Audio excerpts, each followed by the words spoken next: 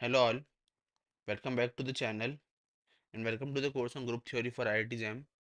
सो देखो अपन ने last lecture के अंदर कंसेप्ट समझा था होमोमॉर्फिज्म और आइसोमॉर्फिज्म का, राइट। और ये समझा था जी किस तरीके से अपन उसको इनडायरेक्ट इनइक्वालिटी कह सकते हैं और एक्चुअल में होमोमॉर्फिज्म होता क्या है उसकी डेफिनेशन को स्टडी करा था। और अलग अलग टाइप्स के मॉर्फिज्म्स के बारे में स्टडी करा था, जैसे ईपीमॉर्फिज्म, मोनोमॉर्फिज्म, ऑटोमॉर्फिज्म और एंडोमॉर्फिज्म, राइट। फिर अपन ने कुछ एग्जांपल्स के बारे में डिस्कस करा था लास्ट लेक्चर के अंदर, राइट। अब उसे वो कंटिन्यू करते हैं और कुछ थ्योरम्स के बारे में डिस्कशन करते हैं, followed by the problems, right. So एक थ्योरम करेंगे, उसके बाद कुछ प्रॉब्लम पे बात करेंगे, राइट। सो देखो थ्योरम क्या है। थ्योरम स्टेटमेंट क्या कहती है कि if F from G to G dash be an homomorphism, ये एक होमोमॉर्फिज्म है, देन देखो गौर से, फर्स्ट पार्ट क्या कहता है इसका कि एफ ऑफ ई ये बराबर होगा ई डैश के, F of X inverse, inverse element ये बराबर होगा एफ ऑफ एक्स का कंप्लीट इनवर्स लूँ तो उसके बराबर, right. F of X power N ये बराबर होगा एफ ऑफ एक्स की होल पावर एन के, जहाँ पे एन बिलोंगिंग टू जेड एक इंटीजर होगा, राइट। और जहाँ पे ई और E dash are the identities of G and G dash respectively, जहाँ पे ई और ई डैश जो है वो आइडेंटिटीज हैं। तो ये थ्योरम अपने को प्रूफ करनी है। तो देखो इसको करने का तरीका, राइट। तो देखो थ्योरम स्टेटमेंट क्या कह रही है, ये कह रही है कि अगर कोई भी मैपिंग एफ जो कि जी से जी डैश में एक होमोमॉर्फिज्म है, तो उसका मतलब तभी पॉसिबल होगा वो होमोमॉर्फिज्म होना तब अगर मैं बोलूँ कि एफ ऑफ ई मतलब उसकी इमेज ई की इमेज दूसरे ई डैश के आइडेंटिटी के बराबर हो, और इसका इन्वर्स की इमेज हमेशा कंप्लीट एफ एक्स का इन्वर्स हो, राइट। और एक्स की पावर एन बराबर एफ एक्स की power N of for all N belonging to Z. ये तीन बातें अपने को शो आउट करनी है। तो चलिए शुरू करते हैं। For first part we have, देखो फर्स्ट पार्ट के लिए क्या है कि अगर मैं बोलता हूँ ई इंटू ई, इसको मैं लिख सकता हूँ ई, राइट। अब मैंने क्या करा, दोनों साइड ऑपरेशन लगा दिया, एफ डॉट ई बराबर एफ ई, राइट। ठीक है। तो मुझे अच्छे से पता है कि इस एफ ई डॉट ई को मैं लिख सकता हूँ F E into F E, क्यों, क्योंकि मुझे पता है ये होमोमॉर्फिज्म है, राइट। और सामने वाले पार्ट पे एफ ई, राइट। अब मैं क्या कर रहा हूँ, अब मैंने क्या करा कि इसका मतलब है F E into F E ये बराबर हो गया एफ ई इंटू ई डैश, है ना। ये ई डैश के बराबर हो गया क्योंकि एक एफ ई मेरी कैसी है, ई डैश है, दो एफ ई तो उसमें से एक एफ ई मेरा क्या ई डैश है, मुझे गिवन है, राइट। तो इससे अब इससे क्या हुआ कि अपने को ये पता चल गया कि एफ ई बराबर ई डैश, यहाँ पे मैंने कैंसिलेशन लॉ लगा दिया क्योंकि ये प्रॉपर्टी को होल्ड करता है, कैंसिलेशन लॉ की, राइट। तो एफ ई बराबर ई डैश, राइट। दूसरा पार्ट देखो, दूसरा पार्ट देखो अगेन, अगर x इंटू एक्स इनवर्स मेरा e के बराबर है और इसको आ सकता है x inverse into x, right. तो मैं लिखूंगा f of x f inverse बराबर f ऑफ e बराबर f of x inverse x, right.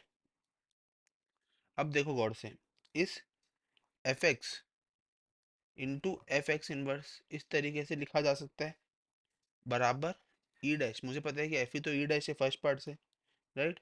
और इसको लिखा जा सकता है F of X inverse x into f of x, right. तो इस F of X inverse x into x inverse को लिखा जा सकता है एफ ऑफ, अब देखो अब यहाँ पे क्या करना है, कुछ भी नहीं करना है, लेफ्ट कैंसिलेशन लॉ लगा दो, राइट। तो लेफ्ट कैंसिलेशन लॉ लगाते ही ये क्या हो गया, एफ ऑफ एक्स का इनवर्स बराबर एफ एक्स का इनवर्स, राइट। तो मेरे पास ये अल्टीमेटली आ गया, right. Now the third part, देखो let n be a positive integer.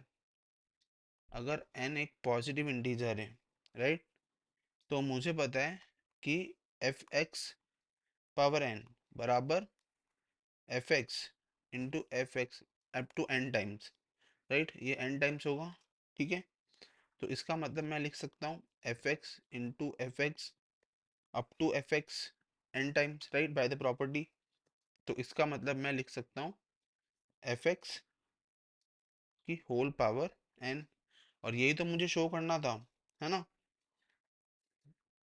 और अगर सपोज करो मेरा n जीरो भी हो जाए, suppose if n is zero, then मेरे को पता है कि अगर मेरा n जीरो हो जाएगा तो मुझे पता है bye the property of the first property से रिजल्ट जो है वो प्रूफ हो जाएगा। और दूसरा, अगर n एक नेगेटिव इंटीजर हो जाए तो वो सेकंड प्रॉपर्टी से क्या हो जाएगा, इनवर्स एलिमेंट से शो हो जाएगा, राइट। ओके, सो ये था एक थ्योरम। अब बात करते हैं कुछ प्रॉब्लम्स की। देखो प्रॉब्लम क्या है, show that show that Q plus can not be isomorphic. देखो आइसोमॉर्फिक होने का क्या मतलब है कि one one onto homomorphism हो, right. Can not be isomorphic to Q star dot, ठीक है, क्यू स्टार डॉट, जहाँ पे मेरा क्यू स्टार जो है बच्चों, क्यू स्टार मेरा कुछ भी नहीं है, सिर्फ क्यू में से जीरो एलिमेंट को मैंने हटा दिया है, राइट, वो सेट है। और जहाँ पे मेरा क्यू क्या है, रेशनल का सेट है, राइट। सो अब देखो गौर से, देखो इस वाले प्रॉब्लम को है ना अपन अप्रोच करेंगे through the method of contradiction.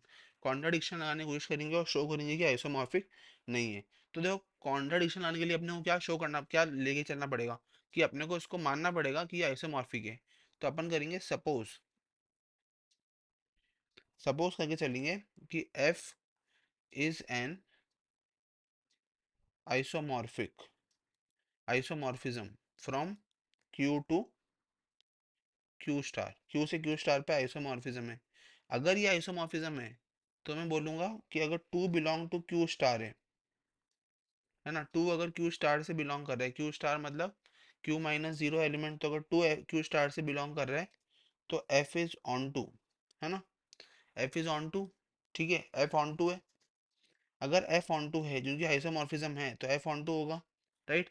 और अगर एफ ऑन टू है तो इसका मतलब there exist alpha belong to Q plus से मेरा एक अल्फा बिलोंग करेगा, सच डेट मैं बोलूंगा कि एफ ऑफ अल्फा मेरा टू के बराबर है, ठीक है ना। यही तो प्रॉपर्टी है भाई आइसोमॉर्फिज्म की, है ना। तो अगर एफ ऑफ अल्फा टू के बराबर है तो मैं बोल सकता हूँ कि F of alpha by two plus alpha by two, बात तो बराबर ही है कि इसमें इसको ऐसे भी लिख सकता हूँ अल्फा को, राइट। तो और अब मुझे पता है कि bye the property of homomorphism F of alpha by two into f of alpha by two, right, plus में, है ना। तो ये किसके बराबर है, टू के बराबर है।